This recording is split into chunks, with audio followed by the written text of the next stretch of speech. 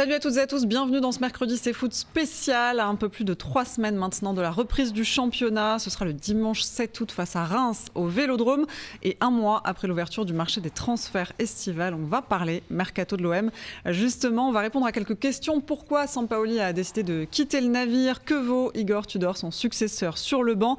Pourquoi Mauro Camoranesi a quitté le staff une semaine seulement après son arrivée aux côtés du technicien de l'OM? Et puis on va faire le point aussi sur les départs, les arrivées, ça va être rapide, et les rumeurs aussi un petit peu. Pour ce faire, je suis accompagnée du chef adjoint du service des sports de la Provence, Alexandre Jacquin. Salut Alex. Salut Tout Laurie. va bien? Ça va, ça va.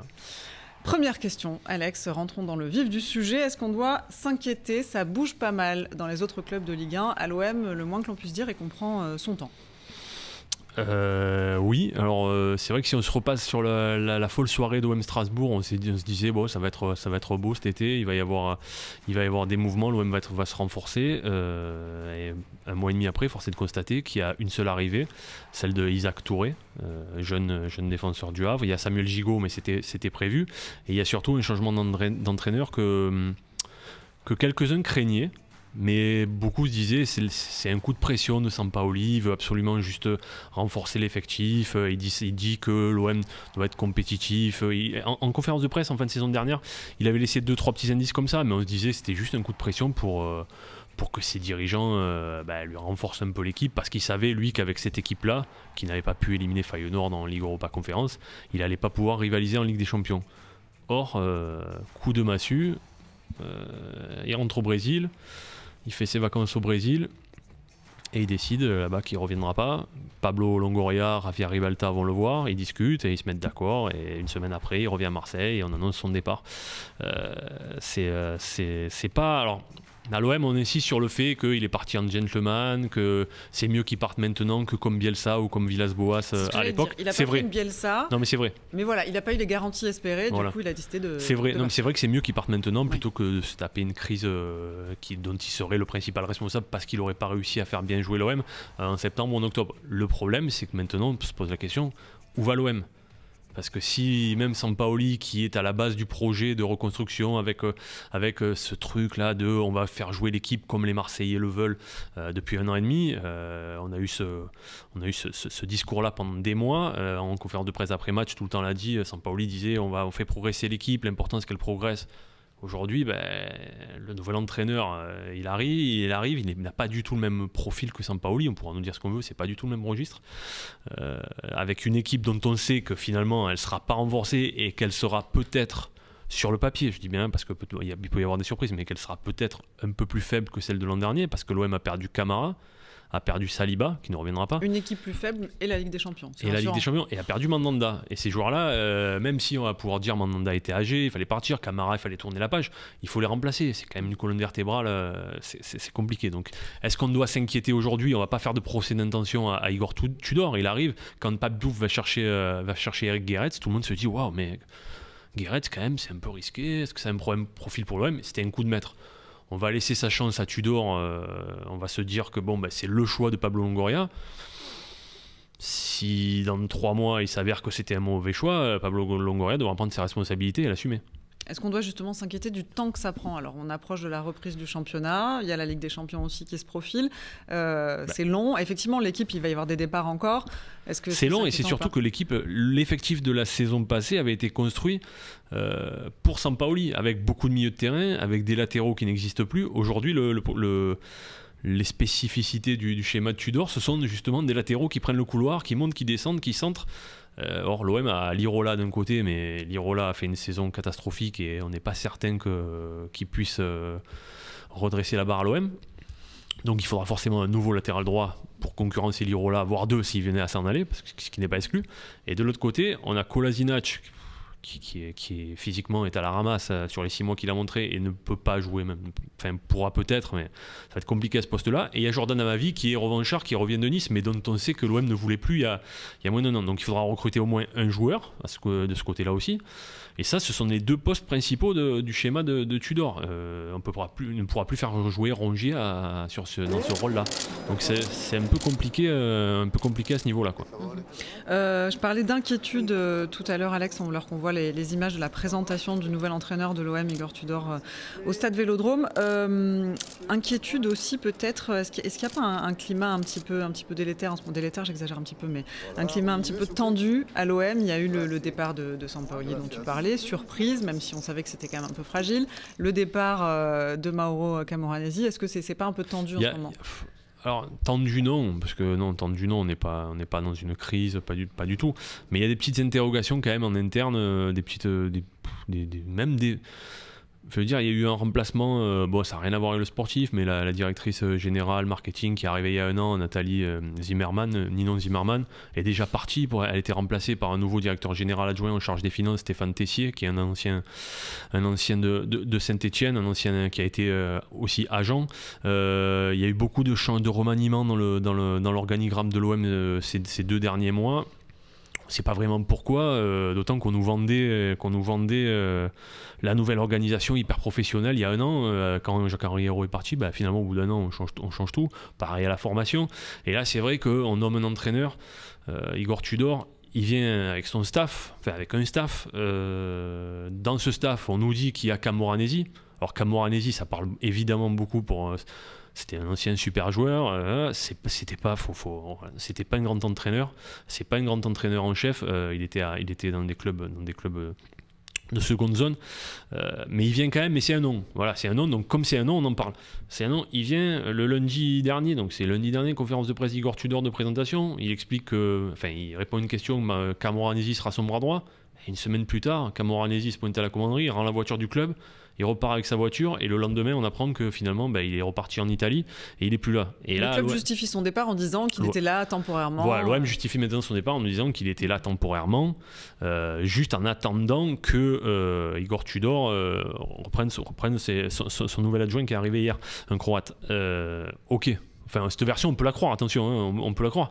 Mais on peut aussi se poser la question de se dire, parce qu'on a plusieurs versions, ça c'est la version de l'OM, on a d'autres versions qui disent que finalement Camoranesi, il est arrivé à Marseille, il sort d'une expérience de numéro 1, il a vu qu'être adjoint de Tudor, ça allait peut-être pas ce qui lui plaisait, et puis au bout d'une semaine, il est reparti, quoi.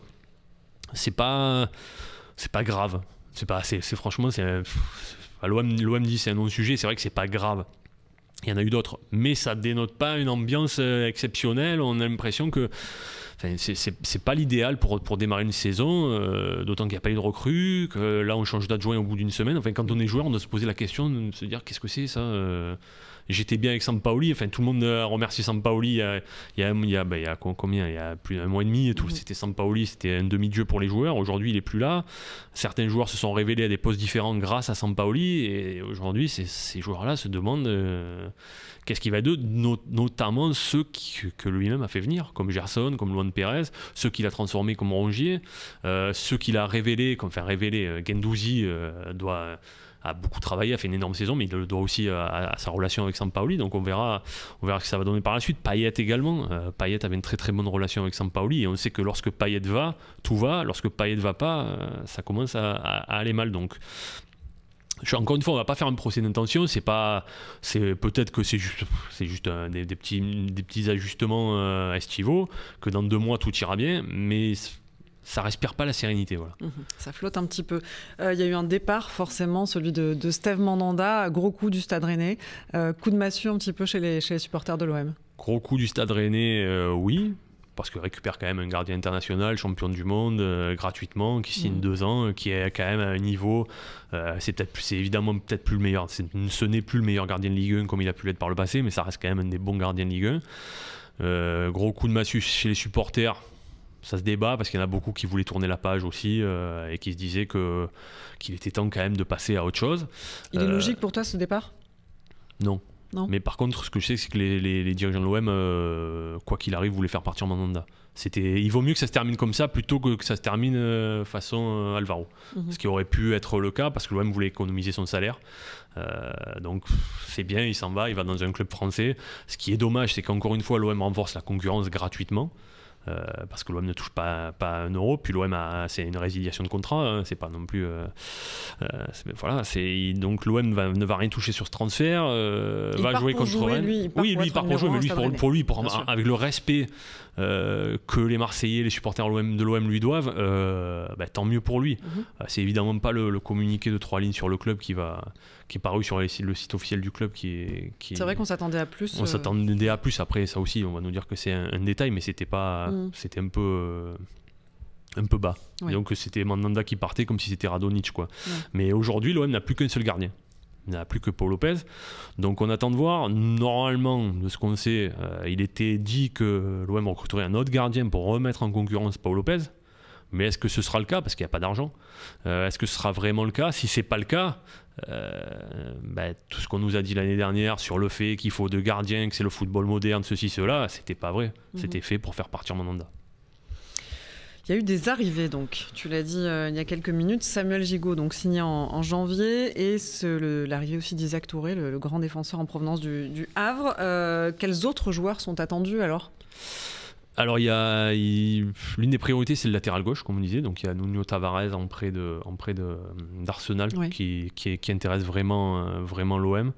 Ça, c'est un dossier qui peut se faire. Après, pour le reste, on n'a que des pistes qui nous sont démenties, par nos informateurs et par les dirigeants. C'est pour ça que le plus grand flou demeure, parce que je vais reprendre une formule de Vincent Labrune, mais il n'y a pas d'argent là à l'OM. C'est-à-dire que le seul. C'est bien, c'est très rassurant pour les supporters. Non, mais l'argent qui rentre sert à payer les transferts, échelonnés sur des années. Celui de Gerson, il est échelonné sur plusieurs années. Les prix avec option d'achat, maintenant il faut les payer. Paolo Lopez, il faut le payer maintenant alors qu'il était prêté avec option d'achat. Il reste à l'OM. Under pareil, Guendouzi pareil. Donc les seuls transferts que pourra bien faire Pablo Longoria, parce qu'il est fort là-dedans, sera de nouveaux prêts avec option d'achat ou de nouveaux montages de ce type-là. Donc, faut pas espérer une arrivée d'une star comme Griezmann, comme on a lu que Sampaoli avait espéré ça. On n'a pas eu de confirmation de ça, mais voilà, faut pas espérer ça. C'est pas possible au niveau salarial. Faut pas oublier que l'OM est passé tout juste devant la DNCG. C'est pas possible au niveau salarial, c'est pas possible au niveau transfert. Aujourd'hui, l'OM se dirige vers des joueurs du type Isaac Touré, c'est-à-dire des joueurs de 19, 20, 21 ans qui arriveront pour une somme entre 1 et 5, 6 millions d'euros, quoi. Voilà, c'est déjà pas mal. Attention, il y a des clubs qui seraient contents et qui sont appelés à être revendus 15, 20 millions dans les prochaines années. Ça, c'est le projet. Le problème, c'est que on attend toujours les premières ventes à 15-20 millions des anciens joueurs comme ça qui sont arrivés. C'est toujours pas le cas. Et Franck McCourt attend aussi ça, parce que le projet de Longoria, c'est un projet de trading, c'est un projet, on a des joueurs, on les fait progresser et on les revend. Aujourd'hui, il n'y a toujours pas de grosses ventes. Il y a juste Luis Enrique qui va repartir au Brésil. C'est pas encore officialisé, il manque encore un détail. Qui va repartir au Brésil, qui va être prêté avec option d'achat quasi automatique dans son ancien club de Botafogo. Ça pourrait rapporter 8 millions d'euros à l'OM, mais comme il avait coûté 8 millions d'euros à l'époque, voilà, avec des transferts échelonnés sur des années, ça rapportera. On donne, on rend, quoi. Voilà. Aujourd'hui, la crainte que peuvent avoir les supporters, mais qu'on peut avoir nous aussi, c'est une grosse offre sur un joueur majeur. C'est aujourd'hui alors, il n'y a pas de rumeur, on n'a pas eu d'informations là-dessus. Mais aujourd'hui, je me demande ce que ferait l'OM s'il y a une grosse offre sur Gerson, qui n'a plus Sampaoli, qui a réalisé une très très bonne saison, notamment une deuxième partie de saison exceptionnelle, et qui vaut plus cher sur le marché que ce que l'OM l'a payé. Et l'OM doit encore beaucoup payer en traite. Donc une grosse offre sur Gerson, on ne sait pas ce qu'il deviendrait. L'OM espère toujours, mais dans le cas de Dieng, on ne veut pas partir, mais espère une grosse offre sur Bamba Dieng. Mais le problème, c'est que si on commence à perdre ces joueurs-là aussi, c'est-à-dire des joueurs, d'un côté Gerson titulaire indiscutable, de l'autre côté Dieng qui est pas un titulaire, mais qui est promis un bel avenir, ça risque d'être compliqué sportivement, parce qu'on oublie qu'il y a la Ligue des Champions. Là, on a l'impression de rentrer dans une sphère où le but du jeu, c'est de se qualifier pour la Ligue des Champions pour avoir récupéré la manne financière que ça génère, et c'est tout. Parce que là, avec cette équipe-là, à moins d'avoir de la chance au tirage ou que Igor Tudor soit finalement un phénomène, ce qui peut arriver, attention, je vois pas comment l'OM va pouvoir aller très loin en Ligue des Champions. Ça en est où de William Saliba qui a prolongé à Arsenal? C'est impossible. Financièrement, c'est impossible. Je vois pas comment, à moins que Longoria soit un magicien, là aujourd'hui, à ce jour, je pense que c'est terminé. D'autant que bon, aujourd'hui en défense, il y a Gigot, il y a Touré, il y a Balerdi, il y a Tchaïta Tsar que Longoria veut faire partir, mais qui va rester, à moins d'une offre qui l'intéresse. Mais le problème, c'est toujours pareil, il est à 1 an de la fin de son contrat, donc il va faire une Camara, c'est-à-dire il va faire sa saison. Au début, ils vont lui faire payer sans doute en lui disant tu dois partir, il va pas jouer quelques matchs, mais à la fin, il va être là et l'OM en aura besoin. Il y a assez de joueurs, il y a Luan Pérez, il y a assez de joueurs. Mais ça manque d'expérience européenne. Ce sera bon pour la Ligue 1, mais ça manque quand même d'expérience européenne, il me semble. Tu as parlé de Griezmann, il y a eu des rumeurs aussi avec Memphis Depay, Justin Kluivert, Jonathan Klaus. Est-ce que c'est plausible tout ça? Alors Depay, Fabrice Lamperti l'a expliqué dans un papier, l'OM s'y est intéressé, vraiment. Mais c'est pas... c'est intéressé comme on pourrait s'intéresser, juste en se demandant mais est-ce que c'est possible un prêt ou quelque chose comme ça, mais financièrement, ou alors faut vendre beaucoup de joueurs pour récupérer une grosse masse salariale pour pouvoir le payer, mais par mois c'est impossible à assumer un salaire de Depay. Kluivert, aux dernières nouvelles, non, l'OM ne s'y intéresse pas. Et Klaus, oui. Klaus, en revanche, oui, l'OM est très intéressé par Klaus. La difficulté, encore une fois, on y revient, c'est qu'il n'y a pas d'argent. Et que l'OM ne veut pas payer la somme demandée par Lens. C'est-à-dire que Lens, alors je ne suis pas sûr des chiffres, mais Lens demande quelque chose à plus de 10 millions d'euros, même plus. Et Klaus a 30 ans, il lui reste un an de contrat, donc ça fait pas partie. Enfin, c'est pas un tarif pour Longoria, et c'est normal, parce que quand tu y restes un an de contrat, on se dit, on n'a qu'à se mettre d'accord avec lui pour l'année prochaine, il n'a qu'à rester à Lens, et il vient l'année prochaine libre. Donc, ça va être un peu compliqué les négociations avec Lens, mais le Klaus, ça fait partie des pistes.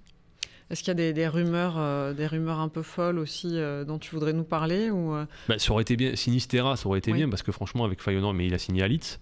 Après faut dire la réalité, il travaille vraiment en confidentiel, il verrouille chaque piste, on n'arrive pas à savoir, et tout ce qui sort est faux. 80% de ce qui sort est faux, et c'est compliqué, donc on se demande vraiment, et je veux dire, la première journée de championnat est dans 3 semaines et demie, la première journée de Ligue des Champions est dans moins de 2 mois, il faut le temps aux joueurs de s'adapter. On peut se poser des questions aujourd'hui, il y a des supporters qui sont là, qui nous disent ouais mais quand même, il faut quand même commencer à dire la Longoria, qu'est-ce qu'il fait pas, pourquoi, il faut commencer à lui mettre de la pression. Non, c'est l'été, il est en train de préparer sa saison, encore une fois on n'est pas là, on va pas faire des procès d'intention, peut-être qu'il est en train de préparer ce qui sera la plus belle saison de l'OM, on ne sait jamais, on peut toujours rêver. Crois pas toi-même. C'est que j'ai pas l'impression, par expérience, depuis que je couvre l'OM, j'ai plutôt l'impression qu'on est en train de vivre un été 2015. C'est-à-dire un été avec Bielsa qui partait, Mitchell qui arrivait, on se dit d'où il sort celui-là, finalement on va avoir un peu d'espoir, des joueurs qui arrivent, des joueurs qui vont arriver, il y en a des joueurs vont arriver, il va y en avoir 5 ou 6 au moins, mais ils vont arriver en prêt, ou ils vont arriver en prêt avec option d'achat, dans les prêts avec option d'achat il y en a 2 ou 3 qui joueront pas. J'ai l'impression qu'on va vivre ce type de saison-là, avec de l'incertitude, pas d'argent, et une saison catastrophique. C'est mon impression. Après, j'espère, et je peux me tromper, je me trompe, ça arrive régulièrement, mais j'espère me tromper aussi, parce que ce serait vraiment dommage que l'OM soit ridicule en Ligue des Champions. À ce jour, j'ai pas la sensation que toutes les conditions sportives soient réunies pour briller en Ligue des Champions, ça c'est sûr. Est-ce que tu peux nous dresser le portrait du nouvel entraîneur, Igor Tudor, qui a de l'expérience en tant qu'entraîneur, qui va découvrir la Ligue des Champions en tant que numéro 1, le technicien croate de 44 ans. Qui a fait une très belle saison avec un club modeste en Italie, le Hellas Vérone. Ça on peut pas lui lever. Mais après voilà, qui va découvrir la Ligue des Champions. Est-ce que l'OM a besoin aujourd'hui d'un entraîneur qui va découvrir la Ligue des Champions, sachant que Sampaoli lui voulait des joueurs qui connaissaient la Ligue des Champions pour pouvoir affronter justement cette Ligue des Champions. Quand Rudy Garcia est arrivé, il voulait des joueurs expérimentés, il a eu Luis Gustavo, il a eu Rami, et c'est vrai que ces joueurs-là ont tiré l'OM vers le haut, même si parfois ils n'ont pas été au rendez-vous, ils ont raté des matchs, ils ont tiré l'OM vers le haut, même Rolando a tiré l'OM vers le haut parce qu'ils avaient l'expérience des grands matchs. Aujourd'hui, dans cette équipe-là, qui à part Payet, et encore Milik, à l'expérience des grands matchs. Mandanda n'est plus là, il y a beaucoup de jeunes ou beaucoup de joueurs revanchards Et c'est ça le souci, c'est que donc Igor Tudor il va peut-être faire quelque chose de très bien, mais on n'est pas dans ce qu'il faut pour briller sur la scène européenne. Pour briller sur la scène quand j'appelle briller sur la scène européenne, ça ne veut pas dire gagner la Ligue des Champions, parce que l'OM ne la gagnera pas. Mais ça veut dire au moins faire bonne figure dans la phase de poule et espérer terminer 3e pour être reversé en Ligue Europa. Si c'est pour faire encore une Ligue des Champions comme il y a 2 ans ou comme en 2013, il fallait pas y aller, quoi. Clairement. Et Igor Tudor, c'est un entraîneur qui est un pari.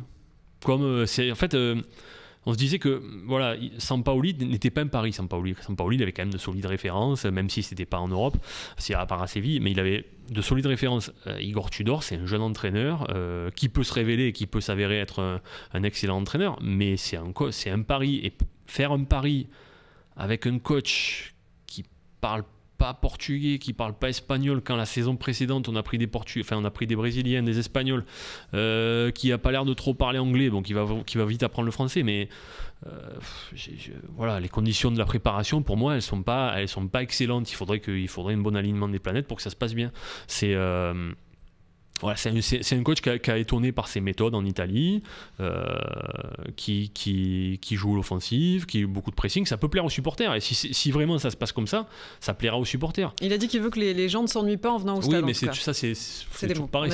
C'est des belles formes. Non, mais c'est comme quand Labrune disait il faut de l'entertainment. Il disait il faut de l'entertainment. Et 2 mois après, on avait Mitchell et on ne s'est jamais autant ennuyé au stade, quoi. Donc, il est conscient de l'attente, en tout cas, qu'il y a autour. Voilà, il y a une énorme attente. Il y a des records qui sont battus en termes d'abonnement, qui pourraient être battus en termes d'abonnement. Il va y en avoir dans les 43 000, 44 000. C'est exceptionnel, c'est énorme. Alors les gens s'abonnent parce que évidemment il y a toujours le Covid, mais on peut quand même retourner au stade. Donc les gens s'abonnent pour avoir leur carte pour des années, mais ce serait quand même dommage qu'au bout de 2 mois, parce qu'il n'y a pas eu de recrues, ou quand il y a eu des recrues mais qui ne sont pas encore au niveau, on retombe dans la fameuse courbe sinusoïdale avec une saison haute, une saison de basse. C'est toute l'histoire récente de l'OM et ça peut se passer comme ça. Donc c'est un choix, Igor Tudor c'est un choix de Longoria. C'est à lui d'en assumer. Pape Diouf l'avait dit quand il s'était présenté aux journalistes. Il avait dit voilà, c'est Eric Guéretz à côté de moi, c'est mon choix, j'assumerai toutes les conséquences. Il s'avère que pendant 1 an et demi, les supporters se sont régalés, un peu plus d'1 an et demi, les supporters se sont régalés avec Eric Guéretz. Peut-être que les supporters vont encore se régaler avec Igor Tudor. C'est son choix. On va pas faire de procès d'intention, ça fait 10 fois que je le dis, mais on attend de voir, quoi. Voilà. C'est vrai qu'on a peur, on n'aimerait pas tomber de haut. Exactement. Il n'a pas chamboulé la préparation mise en place par Jorge Sampaoli. Igor Tudor, c'est quoi le programme des Olympiens pour les... C'est ce soir, match amical à huis clos à la commanderie. Bon, c'est un match amical, mais en fait, c'est vraiment une mise en jambe parce que c'est 3 tiers-temps en plus à la commanderie contre Marignan, Gignac, Côte-Bleue. Après, c'est OM Norwich à Fos samedi ou dimanche, samedi je crois. Samedi. Après, il y a le match...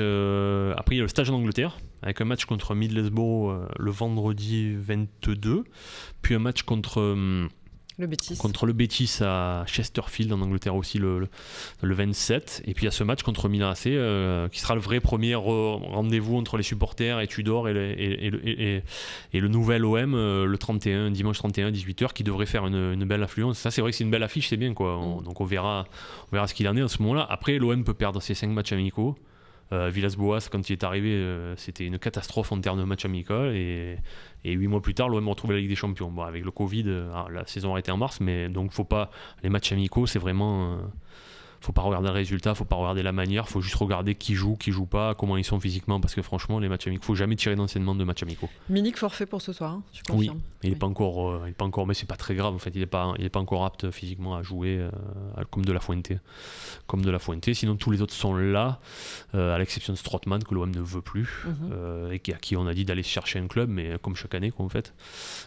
Sinon tous les autres sont là, Gigot, Touré, il y a plus de gardien par contre, il y a plus que Paul Lopez et le jeune belge Van Neck qui a été pris pour la réserve. Il y a Simon aussi, mais que l'OM voudrait prêter. Il faut absolument un gardien rapidement, parce que si Paul Lopez se blesse et qu'il n'y a pas de recrue, il n'y a pas de gardien pour la première journée. C'est bien, c'est rassurant tout ça. Alex, avant de se quitter, un mot évidemment sur la vente de l'Olympique de Marseille. Est-ce qu'on a des choses à dire là-dessus? Est-ce que le club finira bien un jour par être vendu? Mais c'est vrai qu'on entend beaucoup de choses ces dernières semaines sur une vente possible. Oui, après comme tout le temps, de tout temps, il y a eu des investisseurs intéressés par l'OM. Ça ne veut pas dire qu'ils sont sérieux, et ça ne veut pas dire que le propriétaire en place veut vendre. Après, quand je disais tout à l'heure que sportivement, ça me rappelait l'été 2015, un an plus tard, l'OM a été vendu. Donc peut-être que dans un an, l'OM sera vendu. Ce qui est certain, voilà, ce qui est sûr, c'est que va falloir que Franck McCourt comprenne que ça ne peut pas continuer comme ça. Il faut absolument soit rester pour avoir un vrai projet sportif et mettre de l'argent. Alors il en met pour combler les pertes, il en met chaque année, mais c'est voué à l'échec. Le projet actuel est voué à l'échec parce que une année ça ira, une autre année ça va vendre quelques joueurs, ça ira pas, c'est voué à l'échec, ça va se terminer. Faut pas être sorcier, faut pas être devin, ça va se terminer encore par une grosse crise et encore une fois ça va se terminer par une crise avec les supporters. Même si ça se passe bien cette année, ce sera comme ça l'année prochaine. Il faut mettre de l'argent, il faut une équipe compétitive parce que les supporters en ont marre de devoir jouer l'OM en seconde zone et de voir Paris tout gagner. Donc si Franck McCourt veut vraiment garder le club, est-ce que c'est la réalité? Ça c'est ce qu'il dit, mais est-ce que c'est la réalité? On a le droit d'en douter. Il faut vraiment faire autre chose que ce qu'il fait depuis qu'il est là, parce qu'on pouvait se dire qu'avec Longoria c'était bien, il avait un président jeune, dynamique, Sampaoli c'était bien, même si on avait débattu ici avec Milik, pas Milik, même si on a débattu des choix et tout, mais il y avait quand même de l'idée. Là aujourd'hui on part vraiment sur du pari à très très haut risque. Alors ça peut fonctionner, mais c'est vraiment du pari à très très haut risque. J'ai peur, moi, des réactions de joueurs comme Guendouzi, qui jouait tous les matchs, si d'un coup il s'avère qu'il joue un peu moins, et qu'il est moins bon, qu'il est moins performant, et qu'à cause de ça, ça lui coûte sa place à la Coupe du Monde. J'ai peur que ça soit compliqué pour lui à gérer humainement. Donc si c'est pour que Franck McCourt reste et fasse vivoter le club de la sorte, autant le mettre en vente. Ce qui n'est pas le cas, l'OM n'est pas en vente. Des investisseurs intéressés, il y en a, mais il y en a toujours eu. Alors on parle des Saoudiens, mais il y a toujours eu des investisseurs intéressés. Et 90% de ces investisseurs-là n'ont pas la surface financière pour acheter l'OM parce qu'en fait, ce sont souvent des intermédiaires qui arrivent, qui se disent proches de un tel, qui contactent tel ou tel journaliste en disant attention, l'OM va être racheté. Mais en fait, on cherche un peu derrière et il s'avère qu'il n'y a rien. Le meilleur exemple, c'était le cas Ajroudi il y a 2 ans. Il y avait absolument rien, il n'y avait pas la capacité de racheter l'OM, c'était pas possible. Et il y a beaucoup de gens qui se sont fait avoir, comme Mourad Boudjelal. Voilà, aujourd'hui, l'OM n'est pas en vente. Officiellement, Franck McCourt ne veut pas vendre. Ça ne veut pas dire qu'il ne va pas vendre. Pour moi, je ne vois pas rester encore 5 ans dans cette situation-là, c'est pas possible. Bon, très bien, la parenthèse est refermée sur la vente de l'Olympique de Marseille, donc le club n'est pas à vendre. Alexandre Jacquin, merci beaucoup d'être venu sur notre plateau. Alors on va peut-être se retrouver la semaine du stage en Angleterre, la semaine du 25, avant le match contre le Betis. Contre le Betis, voilà, moi je serai là-bas et voilà. On verra ça. Merci à vous de nous avoir suivis, merci à Baptiste Lombard et William Pugioni pour la réalisation de cette émission. Donc on se retrouve très prochainement. Salut.